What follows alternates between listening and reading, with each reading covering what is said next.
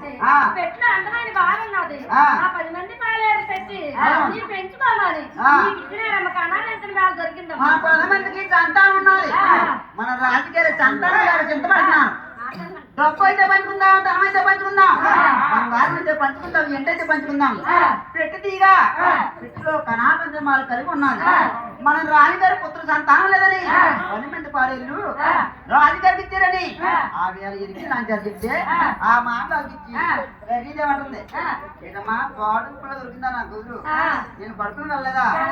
Come on కన్నా ఉన్నట్టు చెప్పలేదు బాబు. నాకు నమ్మకాలు నమ్మకం రాలేదమ్మా. రాలేదమ్మా. చెప్తాను అమ్మా.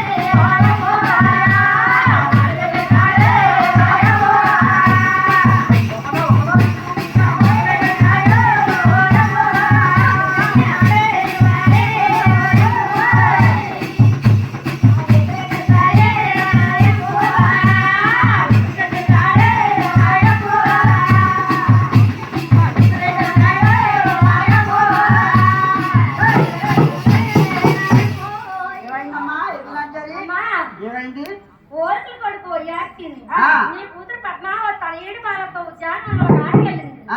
ఓలుకులు కొడుకు వచ్చింది. ఎల్ల గుర్రం మీద ఎండి కల్లి వేసి కర్రి గుర్రం మీద బంగారు కన్ను మెడలో వేసుకొని ఉద్యానంలో కాటుకొచ్చాడు. వచ్చి రాజు నా రాజు అయితే నా ఈడు తోడుకి నేను ఎంత గొప్ప చెప్పుకుందని పద్మావతి ఎప్పుడైతే ఊహించుకుందో పద్మావతి ఊహించుకుంది.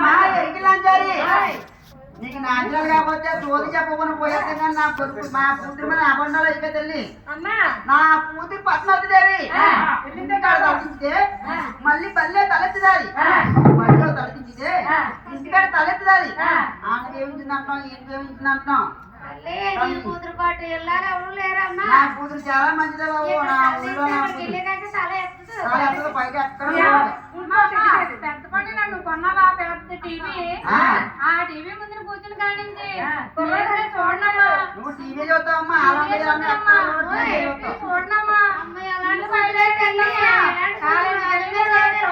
గుద్దుకొని పోతానని కొన్ని చూడనమ్మా. నా కూతురు చీరబడితో ప్రేమ చూపులు కలిసిందంటాం.